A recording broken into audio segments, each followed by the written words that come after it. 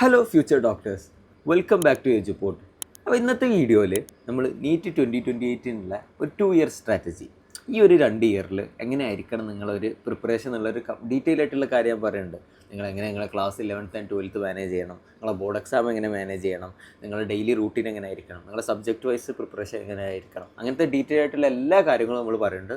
And ഇത് പറയുകയെന്ന് വെച്ചാൽ നമുക്ക് കറക്റ്റ് ഒരു ടൈം ലൈൻ എന്നുള്ള രീതിയിൽ പോവാം. നിങ്ങളെ ക്ലാസ് 11th സ്റ്റാർട്ടിങ് മുതൽ ആ നീറ്റ് എക്സാമിൻ്റെ ആ ഡേറ്റ് വരെയുള്ള അങ്ങനെ ഒരു ടൈം ലൈൻ ത്രൂ നമുക്ക് ഇങ്ങനെ പോവാം. അപ്പോൾ ആ ഒരു ടൈം ലൈൻ ത്രൂ പോകുമ്പോൾ ഫസ്റ്റ് ഫേസ് നമുക്ക് വരികയെന്ന് വെച്ചാൽ നമ്മുടെ സ്ട്രഗ്ലിംഗ് ഫേസാണ്. എന്താ ഈ സ്ട്രഗ്ലിംഗ് ഫേസ്? ആദ്യത്തെ നമ്മളെ ക്ലാസ് 11th തുടങ്ങിയ ശേഷമുള്ള ഒരു 2 to 3 months.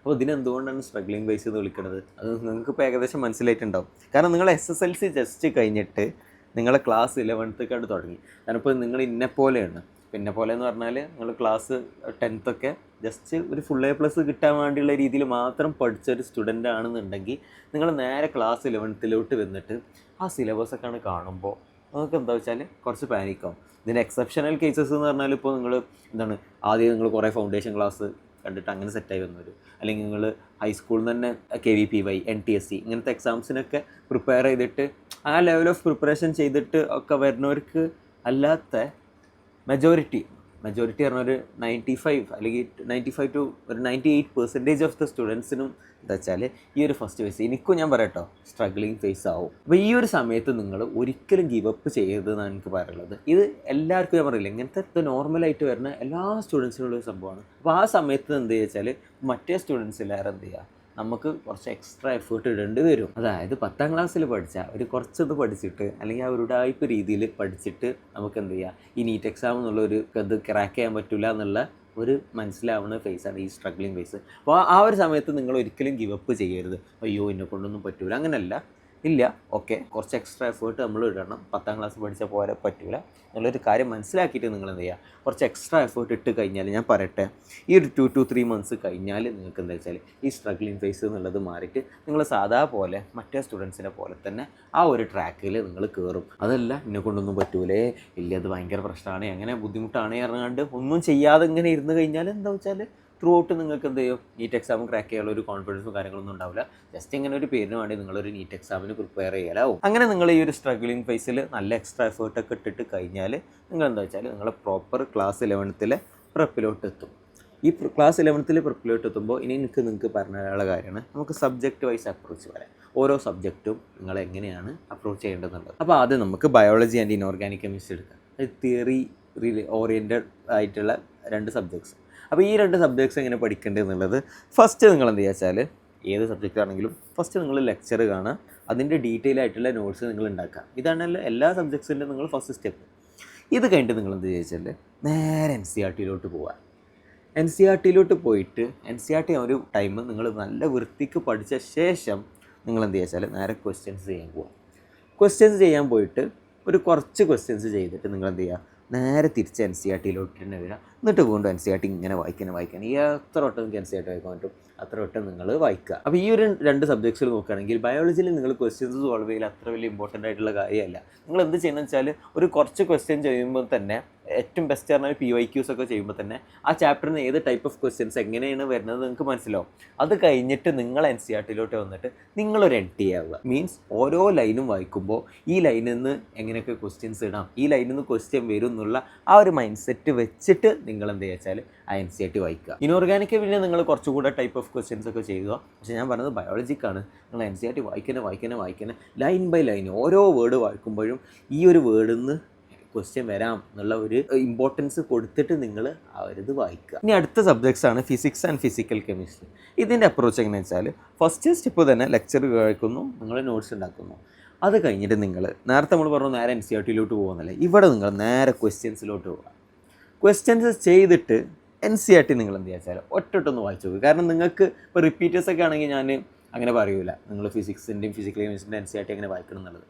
നിങ്ങൾ ക്ലാസ് 11th 12th നിങ്ങൾക്ക് ഇങ്ങനെ കടൽ പോലെ സമയം കൊടുക്കാം. അപ്പോൾ നിങ്ങൾ ജസ്റ്റ് ഒരു വട്ടം നിങ്ങൾ എന്ത് ചെയ്യുക, NCERT തിയറി ഒന്ന് മലക്കൂടെ ഒന്ന് വായിച്ചു നോക്കുക. നിങ്ങൾക്ക് ആ ഒരു സബ്ജക്റ്റിനോട് എന്താ വെച്ചാൽ ഒന്നുകൂടെ ഒരു ഇഷ്ടം, എല്ലാവരും ആ മുഹബത്ത് വരാൻ, ആ ഒരു ബോണ്ട് വരാൻ നിങ്ങളെ ഹെൽപ്പ് ചെയ്യും. അപ്പോൾ NCERT ജസ്റ്റ് ഒന്ന് ഒരൊട്ടം വായിക്കുക, എന്നിട്ട് പിന്നെ ഒന്നുമില്ല, ക്വസ്റ്റ്യൻസ് സോൾവ് ചെയ്യുന്ന എവിടുന്നൊക്കെ നിങ്ങൾക്ക് ക്വസ്റ്റ്യൻസ് കിട്ടും, ആ ഒരു പല വെറൈറ്റീസ് ഓഫ് ക്വസ്റ്റ്യൻസ് ഇങ്ങനെ സോൾവ് ചെയ്യുക. ഇതാണ് ഫിസിക്സ് ആൻഡ് ഫിസിക്കൽ കെമിസ്ട്രി. ഇനി ഓർഗാനിക് കെമിസ്ട്രിൻ്റെ അപ്രോച്ച് പറയുകയാണെങ്കിൽ first obviously lecture and notes.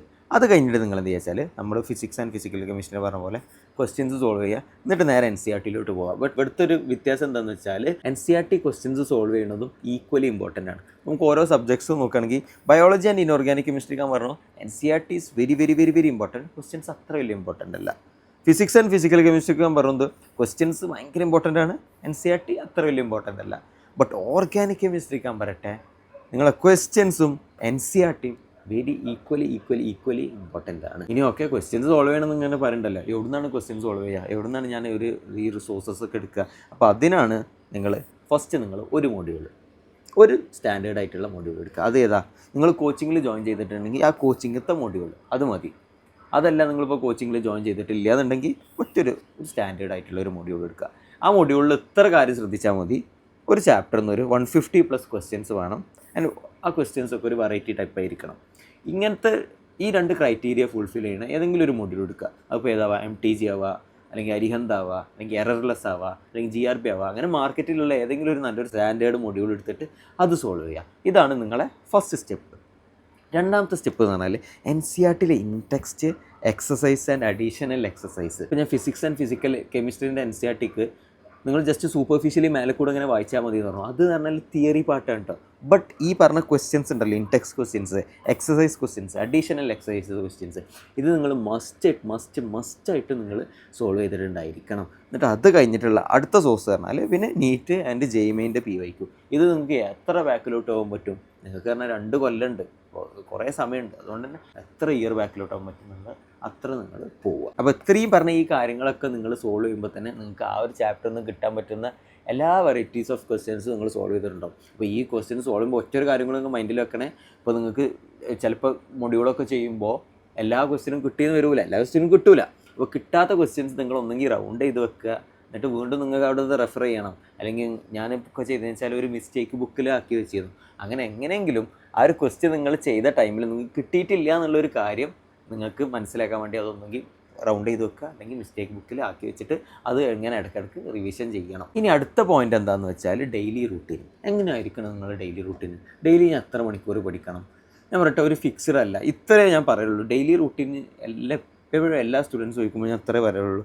നിങ്ങളെ സ്ലീപ്പ്, നിങ്ങളെ സ്കൂൾ ടൈം, നിങ്ങളെ ബാക്കിയുള്ള ബേസിക് കാര്യങ്ങൾ, ഇത് വെച്ചിട്ടുള്ള ബാക്കി എല്ലാ സമയവും നിങ്ങൾ പഠിക്കണം. ഇപ്പോൾ ഫോർ ഒരു എക്സാമ്പിൾ എടുക്കുക. ഇപ്പോൾ നിങ്ങൾ ഒരു ദിവസം നമുക്ക് 24 മണിക്കൂറാണ്. 24 മണിക്കൂറിൽ നിങ്ങൾ 6 മണിക്കൂർ ഉറങ്ങേണ്ടതെന്ന് വിചാരിച്ചോ, നിങ്ങൾ സ്കൂളിൽ ഒരു 8 മണിക്കൂറാണെന്ന് വിചാരിച്ചോ. അത് നിങ്ങൾ ബേസിക് ആയിട്ടുള്ള കാര്യങ്ങൾ എന്ന് പറഞ്ഞാൽ നിങ്ങളെ ഫുഡ് കഴിക്കൽ, നിസ്കാരം, വീട്ടുകാരോട് കുറച്ച് നേരം സംസാരിക്കുക, ഇതൊക്കെ ഒരു 2 മണിക്കൂറാണെന്ന് വിചാരിച്ചോ. അപ്പോൾ ഏകദേശം എത്രയായി? 16 മണിക്കൂറല്ലേ? ഈ 16 മണിക്കൂർ വെച്ചിട്ടുള്ള ബാക്കിയുള്ള 8 മണിക്കൂർ നിങ്ങൾ പഠിക്കുക. ഇത്രയേ ഉള്ളൂ ഡെയിലി റൂട്ടീനിൽ പറയുകയാണെങ്കിൽ. ഇനിയിപ്പോൾ ഇതിൽ തന്നെ നിങ്ങൾക്ക് ഭയങ്കര ടോപ്പർ ലെവൽ ഓഫ് പ്രിപ്പറേഷൻക്ക് പോകണമെങ്കിൽ സ്കൂൾ എന്നുള്ള ടൈമിലൊക്കെ വേണമെങ്കിൽ നിങ്ങൾക്ക് എന്ത് ചെയ്യുക, പ്രിപ്പറേഷൻ ചെയ്യുക. സ്കൂളിൽ തന്നെ നിങ്ങൾക്ക് കുറേ ഫ്രീ പീരീഡും കാര്യങ്ങളൊക്കെ കിട്ടണമൊക്കെ ടൈം വരും. അപ്പോൾ ആ ടൈമിൽ നിങ്ങൾ എന്ത് ചെയ്യുക വെച്ചാൽ ഇരുന്ന് പഠിക്കുക. അപ്പോൾ ഈ ഒരു കാര്യമൊക്കെ സ്കൂളിൽ ഇരുന്ന് ചെയ്യുമ്പോൾ നിങ്ങൾക്ക് ഈ പഠിപ്പി അങ്ങനത്തെ വിളികളൊക്കെ കുറേ കളിയാക്കലുകളൊക്കെ കേൾക്കേണ്ടി വരും. ബട്ട് ഞാൻ പറയട്ടെ, നിങ്ങളെ കോമ്പറ്റീഷനൊന്ന് ആലോചിക്കുക. ഇപ്പോൾ നിങ്ങളവിടെ നിന്ന് ഇങ്ങനെ ഉഴപ്പുമ്പോഴും ഇപ്പോൾ ഇൻ്റഗ്രേറ്റഡ് സ്കൂളിൽ അല്ലെങ്കിൽ റിപ്പീറ്റേഴ്സ് സൂപ്പർ റിപ്പീറ്റേഴ്സൊക്കെ അവരെങ്ങനെ ഇൻറ്റൻസായിട്ട് ആ ഒരു പ്രഷർ കുക്കറൊക്കെ ഇടുന്നിട്ട് പഠിക്കുന്ന രീതിയിൽ ആ ഒരു ഇൻറ്റൻസ് പ്രിപ്പറേഷൻ ചെയ്യുകയാണ്. അപ്പോൾ അവരെ കൂടെ കോമ്പീറ്റ് ചെയ്തിട്ട് നമ്മൾ എത്തണമെങ്കിൽ നമ്മൾ ആ ഒരു ലെവൽ ഓഫ് പഠിത്തമൊക്കെ പഠിക്കണം എന്നുള്ളൊരു കാര്യം ഒന്ന് മൈൻഡിൽ വെക്കുക. പിന്നെ ഈ ഡെയിലി റൂട്ടീനിൽ എന്താ ചെയ്യേണ്ടത് വെച്ചാൽ ഡെയിലി ടോപ്പിക്സ്, അന്നെടുത്ത ടോപ്പിക്സ് പഠിക്കുക. അപ്പോൾ അന്നെടുത്ത ടോപ്പിക്സിൽ നിന്ന് എന്താ ക്വസ്റ്റ്യൻസ് ചെയ്യുക, അന്നെടുത്ത ടോപ്പിക്കിൽ നിന്ന് NCERT വായിക്കുക, അന്നെടുത്ത ടോപ്പിക്കത്തെ നോട്ട്സ് ഒന്ന് വായിക്കുക. അങ്ങനെ അന്നെടുത്ത ടോപ്പിക്ക് തന്നെ അന്ന് പഠിക്കുക. ഇത്രയേ ഉള്ളൂ ഡെയിലി റൂട്ടീനിൽ പറയാനുള്ളത്. ഇനി എന്താണ് ബോർഡ് എക്സാം. അങ്ങനെ നമ്മൾ ഫസ്റ്റ് ഫേസ് ഓഫ് പ്രിപ്പ് കഴിഞ്ഞു, സ്ട്രഗ്ലിംഗ് ഫേസ് ഉണ്ട്, ക്ലാസ് 11th പ്രിപ്പ് കഴിഞ്ഞു. അങ്ങനെ ക്ലാസ് 11th ബോർഡ് എക്സാം എത്തി. ബോർഡ് എക്സാമിന് എന്താ ചെയ്യുക? ഞാൻ പറയട്ടെ, നിങ്ങൾ സീരിയസ് ആയിട്ട് നീറ്റിന് പ്രിപ്പയർ ചെയ്യുന്ന സ്റ്റുഡൻ്റാണ്, അതായത് ഞാൻ നേരത്തെ പറഞ്ഞ സബ്ജക്റ്റ് വൈസ് അപ്രോച്ച് ഡെയിലി റൂട്ടീനൊക്കെ വെച്ചിട്ട് ഇങ്ങനെ പഠിച്ച് വരുന്നൊരു സ്റ്റുഡൻ്റ് ആണെങ്കിൽ class 11th and class 12th board exam ഞാൻ പറയട്ടെ, നിങ്ങൾക്ക് ജസ്റ്റ് 1 to 2 വീക്ക് മതി. ഞാൻ എൻ്റെ എക്സ്പീരിയൻസ് വെച്ച് പറയുകയാണെങ്കിൽ ഞാൻ ഇത്ര ഒരു സമയം ഞാൻ ബോർഡ് എക്സാമിന് വേണ്ടി പഠിച്ചിട്ടുള്ളൂ. എനിക്ക് പറയട്ടെ, എനിക്ക് നല്ല കിട്ടില്ല മാർക്ക് ഉണ്ടായിരുന്നു ബോർഡ് എക്സാമിൽ. അഗൈൻ ഞാൻ ഒന്നുകൂടെ പറയുകയാണെങ്കിൽ, നിങ്ങൾ നീറ്റ് എക്സാമിൻ്റെ ലെവൽ ഓഫ് പ്രിപ്പറേഷൻ നടത്തുന്ന ഒരു കുട്ടിയാണെങ്കിൽ നിങ്ങൾക്ക് ബോർഡ് എക്സാം എക്സ്ക്ലൂസീവായിട്ട് പഠിക്കാനുള്ള ഒരു സമയം എത്ര മതി? മതി. കാരണം നിങ്ങൾ ആലോചിച്ചൊക്കെ നീറ്റ് എക്സാമിന് നിങ്ങൾ എന്താ പഠിക്കുന്നത്? ഇപ്പോൾ ഞാൻ പറഞ്ഞല്ലോ, നമ്മുടെ ഫസ്റ്റ് സ്റ്റെപ്പാണ് എന്തില്ല, ലെക്ചർ ആൻഡ് നോട്ട്സ്. പിന്നെ അതിൻ്റെ കുറേ പ്രാക്ടിക്കൽ ലെവൽ ഓഫ് ക്വസ്റ്റ്യൻസ് ഒക്കെ ചെയ്തിട്ട് നിങ്ങൾക്ക് തിയറി നോളജൊക്കെ പക്കായിട്ടിരിക്കേക്കാരം. സോ ബോർഡ് എക്സാമിൻ്റെ ജസ്റ്റ് തൊട്ട് മുന്നേ ഇങ്ങനെ ജസ്റ്റ് ഒന്ന് ഓടിച്ച് നോക്കിയാൽ നിങ്ങൾക്ക് ബോർഡ് എക്സാമിന് നല്ല മാർക്ക് കിട്ടുന്ന റേഞ്ചിക്ക് എത്തും. സോ നിങ്ങൾ സീരിയസ് ആയിട്ട് നീറ്റിന് പ്രിപ്പയർ ചെയ്യുന്ന ഒരു സ്റ്റുഡൻ്റ് ആണെങ്കിൽ ഈ ഒരു 1 to 2 വീക്ക് എന്നുള്ള ഒഴികെയുള്ള ബാക്കി എല്ലാ സമയവും നിങ്ങൾ നീറ്റിന് വേണ്ടി പഠിക്കുക എന്നുള്ളതാണ് ഞാൻ ഉദ്ദേശിച്ചത്. അങ്ങനെ എന്താ വെച്ചാൽ നമ്മളെ ക്ലാസ് 11ൻ്റെ ബോർഡ് എക്സാം ഒക്കെ കഴിഞ്ഞിട്ട് നമ്മൾ നേരെ ക്ലാസ് 12ലെത്തി. ക്ലാസ് 12ലെത്തുമ്പോഴുള്ള സബ്ജക്റ്റ് വൈസ് അപ്രോച്ചും ഡെയിലി റൂട്ടീനും ഒരു ഡിഫറൻസും ഇല്ല. ഞാൻ നേരത്തെ പറഞ്ഞ പോലെ തന്നെ അങ്ങ് പഠിക്കുന്നുണ്ട്. ഇവിടെ ഉള്ളൊരു വ്യത്യാസം എന്ന് വെച്ചാൽ ക്ലാസ് 11th റിവിഷൻ. ഒരു പ്രശ്നം എന്താ വരിക വെച്ചാൽ നിങ്ങൾ ക്ലാസ് 11th നല്ല വൃത്തിയിലൊക്കെ പഠിക്കും. അങ്ങനെ ക്ലാസ് 12ലാണ്ട് എത്തിക്കഴിഞ്ഞാൽ ഓക്കെ എൻ്റെ +1 ഞാൻ നല്ല വൃത്തിക്ക് പഠിച്ചു, ഇനി +2 എത്തി, അപ്പോൾ ഞാൻ +2 പഠിക്കുന്നുണ്ട്. +1 ഇനി ലാസ്റ്റ് +2ൻ്റെ ലാസ്റ്റ് അല്ലെങ്കിൽ +2 കഴിഞ്ഞിട്ട് ആ ബോർഡ് എക്സാം കഴിഞ്ഞിട്ട് ആ ക്രാഷ് കോഴ്സിൻ്റെ പീരീഡിലൊക്കെ പഠിച്ചാൽ മതി എന്നുള്ള ഈ ഒരു മണ്ടത്തരം നിങ്ങൾ ഒരിക്കലും ചെയ്യരുത്. നിങ്ങൾ ക്ലാസ് 12ൻ്റെ കൂടെ തന്നെ, നിങ്ങൾ +2ൻ്റെ കൂടെ തന്നെ നിങ്ങൾ എന്ത് ചെയ്യണം, +1ൻ്റെ റിവിഷനും ഒരുമിച്ച് കൊണ്ടുവരണം. അപ്പോൾ ഇത് എപ്പോഴാണ് ചെയ്യേണ്ടതെന്ന് വെച്ചാൽ നിങ്ങൾ +1 നല്ല വൃത്തിക്ക് ഞാൻ ഈ പറഞ്ഞ പോലെയൊക്കെ ഫോളോ ചെയ്ത് വന്ന ഒരാളാണെങ്കിൽ നിങ്ങൾ +2ൽ ഒരു 2 to 3 വീക്ക് കൂടുമ്പോൾ ഒരു വീക്കെൻഡ്, ഒരു സൺഡേ നിങ്ങൾ എന്ത് ചെയ്യുക, ഒരു 50% അല്ലെങ്കിൽ ഒരു പകുതി സമയം അല്ലെങ്കിൽ ഒരു മുക്കാൽ സമയം. ഇപ്പോൾ ഫോർ എക്സാമ്പിൾ നിങ്ങളൊരു 10 മണിക്കൂർ പഠിക്കുന്ന ഒരാളാണെങ്കിൽ ഒരു 5, 6, 7 മണിക്കൂർ നിങ്ങൾ എന്ത് ചെയ്യുക, അന്ന് +1ൻ്റെ ടോപ്പിക്സ് റിവിഷൻ ചെയ്യാൻ വേണ്ടി കൊടുക്കുക. ഇനി ഇവിടെയാണ് ഞാൻ ഈ വീഡിയോയിൽ തന്നെ ഏറ്റവും ഇമ്പോർട്ടൻ്റ് ആയിട്ടുള്ള പാട്ട് പറയാൻ പോകുന്നത്. ഇത് ആർക്കേ പറ്റുള്ളൂ, ക്ലാസ് 11th നല്ല വൃത്തിക്ക് ഞാൻ ഈ പറഞ്ഞ പോലത്തെ സബ്ജക്റ്റ് വൈസ് അപ്രോച്ചും ഡെയിലി റൂട്ടീനൊക്കെ വെച്ച് പഠിച്ച ഒരാൾക്ക് ഈ ഒരു ഇൻ്റർവെല്ലിൽ ഈ ഒരു ടൈമിൽ ഇങ്ങനെ +1ത്തെ ടോപ്പിക്സൊക്കെ ഇങ്ങനെ പെട്ടെന്ന് റിവിഷൻ ചെയ്യാൻ പറ്റുള്ളൂ. അതല്ലാതെ ഞാൻ ഈ പറഞ്ഞ പോലത്തെ ക്ലാസ് 11th നിങ്ങൾ പഠിക്കാതെ ക്ലാസ് 12ൽ എത്തിയാൽ ഞാൻ ഈ പറഞ്ഞ കുറച്ച് സമയം കൊണ്ടൊന്നും നിങ്ങൾക്ക് റിവിഷൻ ചെയ്യാൻ പറ്റില്ല. അപ്പോൾ നിങ്ങൾ എന്ത് ചെയ്യും, റിവിഷൻ്റെ ഫ്രീക്വൻസി കൂട്ടേണ്ടി വരും. ഇപ്പോൾ ഞാൻ പറഞ്ഞത് 2 to 3 വീക്ക് കൂടുമ്പോൾ നിങ്ങൾ ഒരു വീക്കെൻഡിൻ്റെ ഒരു പകുതി അല്ലെങ്കിൽ മുക്കാൽ സമയമൊക്കെ നിങ്ങൾ ക്ലാസ് 11ന് കൊടുത്താൽ മതി എന്ന് പറഞ്ഞില്ലേ. അതിന് പകരം നിങ്ങൾ വീക്കിലി നിങ്ങൾ എന്ത് വെച്ചാലും ക്ലാസ് 11th ആ ഡേ ഫുള്ളായിട്ട് നിങ്ങളൊരു വീക്കെൻഡ് ക്ലാസ് 11ന് വേണ്ടി ചിലവാക്കേണ്ടി വരും. സോ ഞാൻ എഗെയിൻ പറയാണ്, നിങ്ങൾക്ക് ക്ലാസ് 12ൽ എത്തിക്കഴിഞ്ഞാലുള്ള ഏറ്റവും ബിഗ്ഗസ്റ്റ് മിസ്റ്റേക്ക്, ബിഗ്ഗസ്റ്റ് റിഗ്രറ്റ് എന്ന് പറഞ്ഞാൽ നിങ്ങൾ ക്ലാസ് 11ൽ പഠിക്കാത്തതാണ്. ഇത് പറഞ്ഞാൽ എനിക്ക് കുറേ ഇൻസ്റ്റഗ്രാം DM-ലും പിന്നെ അങ്ങനെ കുറേ DM ആയിട്ടും പിന്നെ ഞാൻ വെബിനാർ നടത്തുമ്പോഴും യൂട്യൂബ് വീഡിയോ ഇടുമ്പോഴുള്ള കമൻറ്റ് സെക്ഷനിലൊക്കെ കാണുന്നതാണ്. ക്ലാസ് 12ൽ എത്തിയിട്ട് എല്ലാ സ്റ്റുഡൻസും എന്താ പറയും, ഞാൻ ക്ലാസ് 11th ഉഴപ്പി പോയി, ഇനി ഞാൻ എന്താ കാട്ടുക എന്നുള്ളൊരു റിഗ്രറ്റ് വരും. അപ്പോൾ ഈ ഒരു റിഗ്രറ്റ് വന്നാൽ പിന്നെ ഭയങ്കര ബുദ്ധിമുട്ടാണ്. കാരണം ക്ലാസ് 12ൻ്റെ കൂടെ തന്നെ നിങ്ങൾ എന്ത് ചെയ്യുക, ക്ലാസ് 11th ഇങ്ങനെ ഒരുമിച്ച് ഇങ്ങനെ കൊണ്ടുപോകേണ്ടി വരും. അപ്പോൾ ഞാൻ ഒന്നുകൂടെ പറയണം, നിങ്ങളെ ക്ലാസ് 12th എന്നുള്ള ഒരു ഇയറിലേറെ ഏറ്റവും ഇമ്പോർട്ടൻ്റ് ആണ് ക്ലാസ് 11th എന്നുള്ള ഇയറാണ്. കാരണം നിങ്ങൾ +1 എന്നുള്ള ആ ഒരു ഇയർ വൃത്തിക്ക് പഠിച്ചു കഴിഞ്ഞാൽ പിന്നെ ഓട്ടോമാറ്റിക്കലി ആ ഒരു ഇനേർഷ്യയിൽ നിങ്ങൾ +2 എന്നുള്ള ഇയറും വൃത്തിക്ക് അങ്ങനെ ഓട്ടോമാറ്റിക്കലി പഠിച്ച് പോയിക്കോളും. അപ്പോൾ ഞാൻ ഒന്നും കൂടെ പറയാണ്, 99% ഓഫ് ദ സ്റ്റുഡൻസും വരുത്തുന്ന ആ ഒരു മിസ്റ്റേക്ക് ക്ലാസ് 12ൽ എത്തിയിട്ട് ക്ലാസ് 11th ഉഴപ്പി ഇനി എന്താ കാട്ടുക എന്നുള്ള അങ്ങനത്തെ ഒരു മിസ്റ്റേക്സ് നിങ്ങൾ പ്രിപ്പറേഷനിൽ വരുത്താതെ നോക്കുക. എന്നാൽ ഞാൻ പറയട്ടെ, നമുക്ക് നീറ്റ് എക്സാം വളരെ ഈസി ആയിട്ട് ഫസ്റ്റ് അറ്റംപ്റ്റിൽ ക്രാക്ക് ചെയ്തെടുക്കാൻ പറ്റും. അങ്ങനെ നിങ്ങൾ നല്ല കുട്ടികളായിട്ട് ക്ലാസ് 11th ഒക്കെ പഠിച്ചു, അങ്ങനെ ക്ലാസ് 11th ബോർഡ് എക്സാം എഴുതി, ക്ലാസ് 12ൽ പഠിച്ചു, ഇതേപോലെ ഞാൻ പറഞ്ഞ പോലെ ഫോളോ ചെയ്തിട്ട് ക്ലാസ് 12ൻ്റെ ബോർഡ് എക്സാം എത്തി. ക്ലാസ് 12ൻ്റെ ബോർഡ് എക്സാം ഞാൻ ഒന്നുകൂടെ പറയണില്ല, നിങ്ങൾ നീറ്റ് എക്സാം നല്ല വൃത്തിക്ക് പഠിച്ചവരാണെങ്കിൽ എഗൈൻ 1 to 2 വീക്ക് എന്നുള്ളൊരു ടൈം ഉണ്ട് നിങ്ങൾക്ക് ബോർഡ് എക്സാം എഴുതിയിരിക്കുക. ഇനിയിപ്പോൾ board exam plus versus NEET എക്സാമിനെ കുറിച്ചൊരു പെട്ടെന്നുള്ളൊരു കമ്പാരിസൺ പറയുകയാണെങ്കിൽ, എൻ്റെ കേസ് പറയുകയാണെങ്കിൽ മെയിൻ എക്സാമിന് ഞാനൊരു 1 to 2 വീക്ക് മുന്നേ ആയിരുന്നു പഠിച്ചിരുന്നത്. നമുക്കൊരു ആവറേജ് ഒരു 10 days എന്ന് കിട്ടാം. അപ്പോൾ മെയിൻ എക്സാമിൻ്റെ ഒരു 10 ദിവസം മുന്നേ ആയിരുന്നു ഞാൻ ബോർഡ് എക്സാമിന് വേണ്ടി പഠിച്ചത്. ഇനി ബാക്കിയുള്ള എക്സാംസ് നോക്കുകയാണെങ്കിൽ, അതായത് ഓണം, ക്രിസ്മസ്, ഈ 2 എക്സാമും നോക്കുകയാണെങ്കിൽ ഇതിൻ്റെ നേരെ ഹാഫ് ഡിവൈഡഡ് ബൈ 2 ആയി ഞാൻ കൊടുത്തിരുന്നത്. അപ്പോൾ ഒരു 5 days ഒക്കെയാണ് ഞാൻ എക്സ്ക്ലൂസീവ്ലി ഇതിന് മുന്നേ ബോർഡ് എക്സാമിന് വേണ്ടി പഠിക്കാനുള്ള സമയം കൊടുത്തിരുന്നത്. സോ ഇതാണ് board exam and NEET exam എങ്ങനെ മാനേജ് ചെയ്യുക എന്നുള്ളൊരു ക്വസ്റ്റ്യനുള്ള ആൻസർ. ഇനി അടുത്തത് പറഞ്ഞാൽ ക്ലാസ് 12th ഒക്കെ കഴിഞ്ഞു, ക്ലാസ് 12ൻ്റെ ബോർഡ് എക്സാമും കഴിഞ്ഞു, അത് കഴിഞ്ഞിട്ടുള്ള ക്രാഷ് കോഴ്സ് പീരീഡ്. ഇതാണ് ഞാൻ പറയട്ടെ intense, very very very intense period. കാരണം ഈ ഒരു സമയത്താവും നിങ്ങൾ ആ ഒരു ഇൻറ്റൻസ് ആയിട്ടുള്ള revision plus mock test period ചെയ്യുക. ഈ ഒരു സമയത്ത് എന്താണ് ഡീറ്റെയിൽ ആയിട്ട് ചെയ്യേണ്ടതെന്നുള്ളൊരു കാര്യം ഞാൻ ഇപ്പോൾ പറയുന്നത് നമുക്കപ്പോൾ ഞങ്ങൾക്ക് പറഞ്ഞിട്ടുണ്ട്, കാരണം അത് 2 കൊല്ലം കിട്ടുള്ള ഒരു കാര്യമില്ല. ബട്ട് എനിക്ക് ഇപ്പോൾ നിങ്ങൾക്ക് ഇമ്പോർട്ടൻ്റ് ആയിട്ട് പറയാനുള്ള കാര്യം എന്താ വെച്ചാൽ, ഈ ഒരു ഫേസ് നിങ്ങൾക്ക് വളരെ ഈസി ആയിട്ട് ആ ഒരു ഭയങ്കര കോൺഫിഡൻറ്റോട് കൂടെ ആ ഒരു സമയത്ത് നിങ്ങൾക്ക് ഫേസ് ചെയ്യണമെങ്കിൽ നിങ്ങൾ ഈ ഒരു 2 കൊല്ലം ആണ് അതിനെ ഡിപ്പെൻഡ് ചെയ്യുക.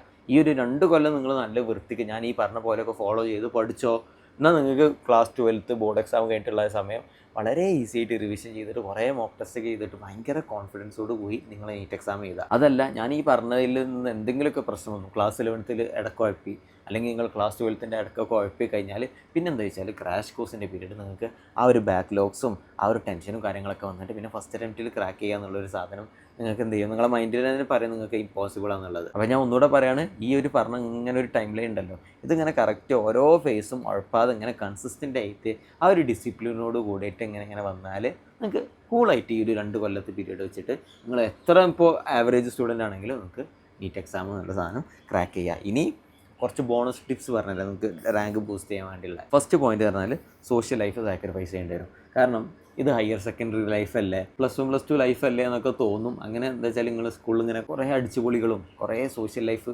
കാര്യങ്ങളൊക്കെ ഉണ്ടാവും.